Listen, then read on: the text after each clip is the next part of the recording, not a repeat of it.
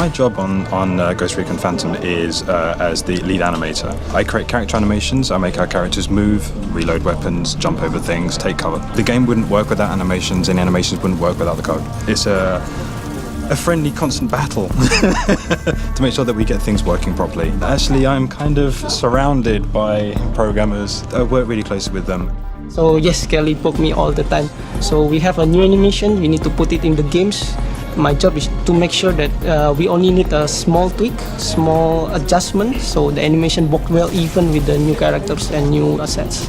I tend to do most of my research online, just looking at videos to look at actions. It's quite difficult to get your hands on an SA-80 assault rifle here in Singapore. However, what is good is be able to act out the motion yourself, because then you realise if the animation you're doing is believable or not, or natural. I do tend to make a bit of a fool of myself inside the office, yeah, kind of prancing around and doing actions. I think the guys around here have kind of got used to me. So you can see him like taking a fake gun and actually posing and testing out some of the moves.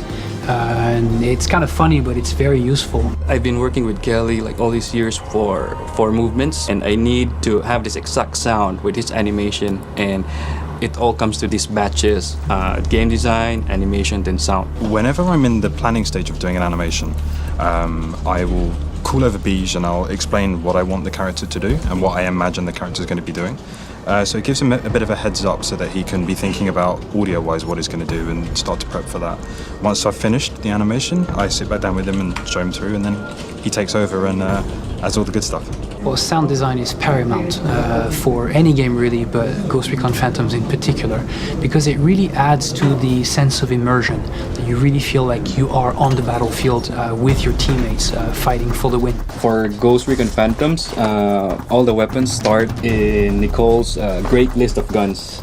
So we start processing by, editing, adding effects, making it loud, making it distinct from the other guns.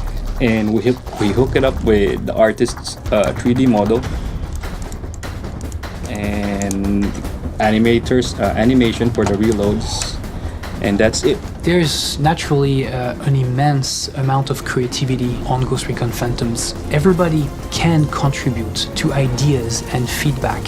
Beach is constantly assaulted by people who come back to him and tell him, oh, you've made that change, you made this change, you've added that piece of music, you've added this feedback.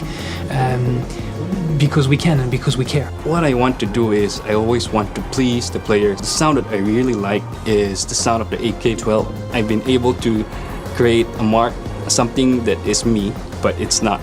Something like a blend of both, and that makes me very proud.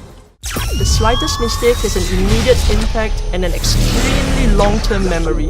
People remember you for what you've done,